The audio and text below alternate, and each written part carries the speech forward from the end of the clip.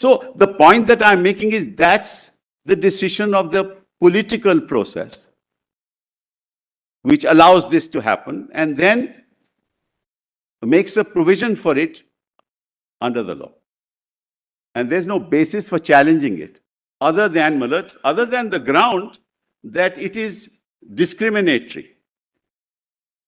But this was a non-discriminatory recognition. Not based on sex, not based on race, not based on caste, not based on religion, not based on on no prohibited place of residence, yes. Sorry? Based on place of residence. No. You have to be an ordinary resident of Assam. No, but that's the test. That's the test, Mulats. I'm sorry. That is the test.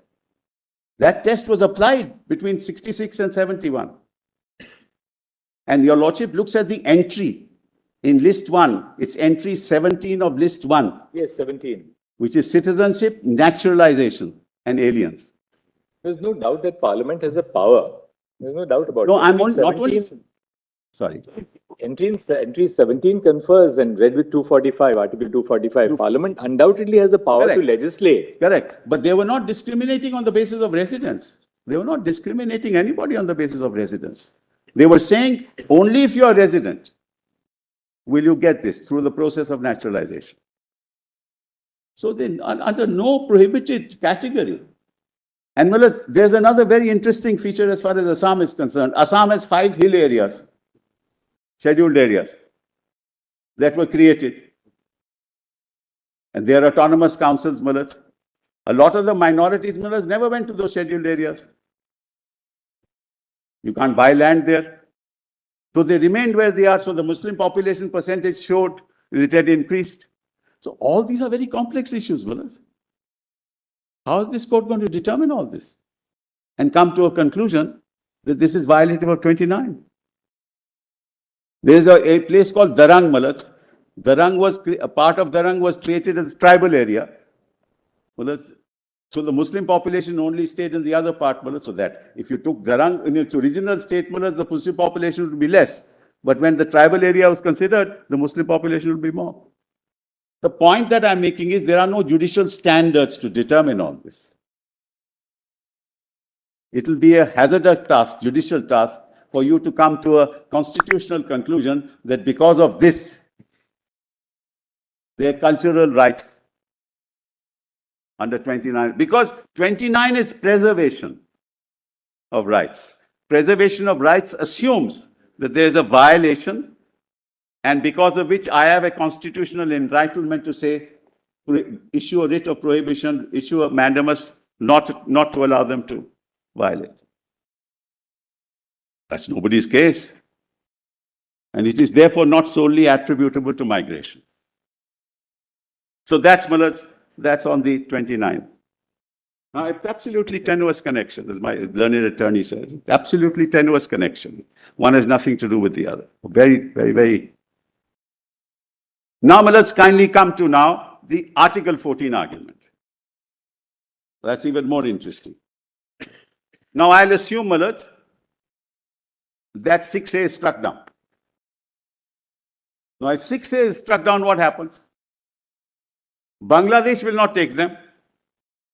As we said, this will result in a group of stateless citizens. Total stateless. The joint communique, which was issued by Sheikh Mujibur Rahman and the then Prime Minister, clearly says that Bangladesh will take back people who had come in after 25th of March 1971. That's correct. So Malas, you cannot, as a matter of constitutional law, Malas, and again, if you go... So you will have people in India who have been otherwise recognized as foreigners by the Foreigners Tribunal's order, who cannot be granted Indian citizenship, and yet who cannot be deported, though they are aliens. That's correct. And if you go to my submission, well, just give me power of judicial review. I've dealt with it in 2-3 minutes. I'll just finish on this aspect. In fact, may I tell you, Lordship, another thing. While this agitation was taking place in Assam, many of the people, whether Bengalis or others, moved out of Assam because they were fearing that they might be killed or hurt. Many families actually migrated to other states. And ultimately, what I heard the other side saying, and that's a political argument, what I heard the other side saying was, they have been even given the right to vote. That's nothing to do with 29. So, Mullahs, what happened? Now, let's come nearer home, Mullahs. Then what happened? In 1978, Mullahs, the Janata Party came to power. And, Mullahs, there was a Janata Dal chief minister. And, Mullahs, as your lordship knows, Mullahs, that government fell in 1979. Mrs. Gandhi then came to power. Now, what had been happening between 78 and 79, there were huge agitations in Assam by the student community. And if I may, Mullahs, invite you, just note it, Mullahs, there's a book called Modern Assam, which is part of the compilation, Mullahs. Where is that book? Yes, give the page. Kindly, just at your leisure, read chapter 12 of that book, which is titled Waves of Popular Protest. Waves of Popular Protest. Just give the page, please, the PDF. It will give you the historical context of how this whole protest started. There was price rise, there was unemployment, and then part of it was attributed to the fact that there were people who had settled there since 1951, and there were protests against that. That look, these are outsiders, so these are the others. And Mullahs, the agitation reached such a crescendo that it led to huge violence. I mean, the Nellie massacre in 1983 was as bad as any massacres that have happened since.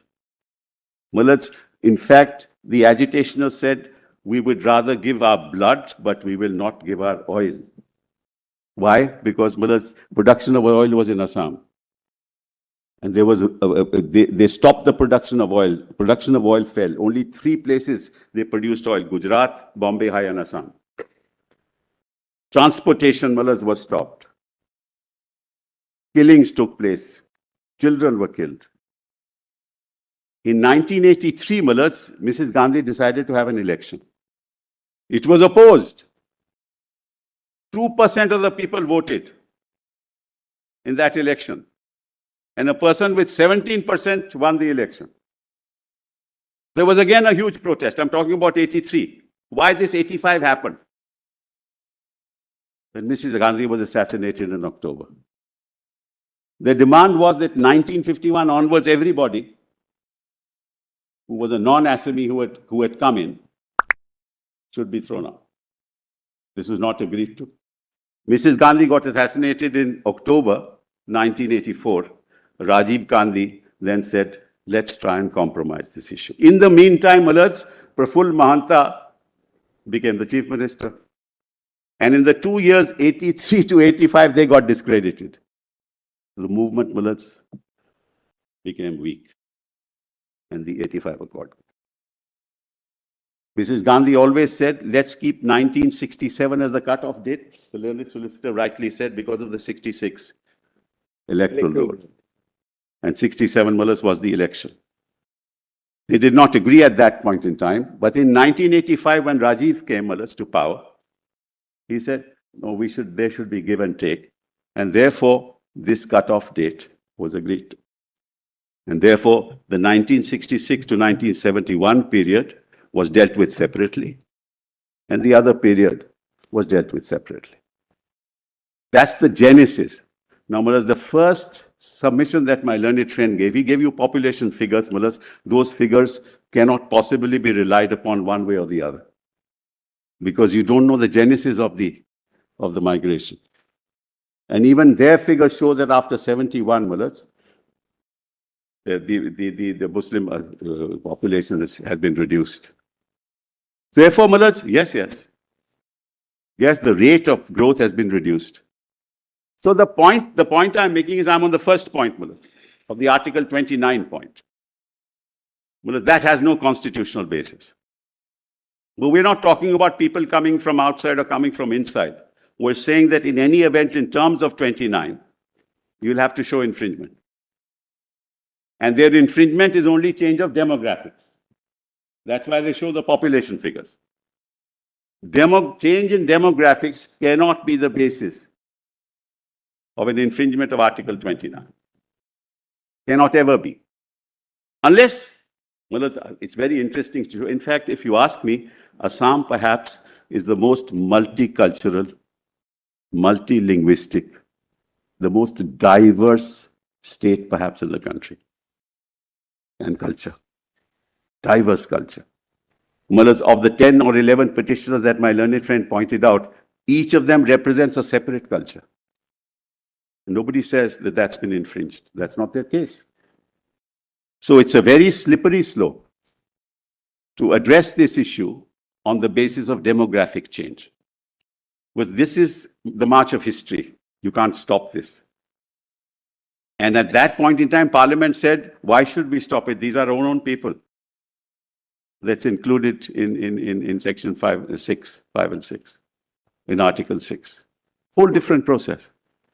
Because we did not want them back. Here we were welcoming them because these are people of our own ethnicity. So this was an act that was recognized by the then government and allowed to happen. But they did not realize the kind of opposition that will emerge as it did in Assam. It happened in other states, but it happened in Assam. So essentially the Assam Accord was that 71 onwards, Yes. nobody will be protected. Correct.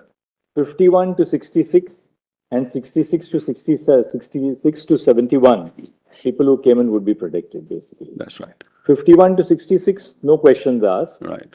66 to 71, you got to satisfy the... That's correct. Now, if you look at really migrations this way, for example, when the Vietnam War took place, kind of the Vietnamese people that were settled, these are all foreigners.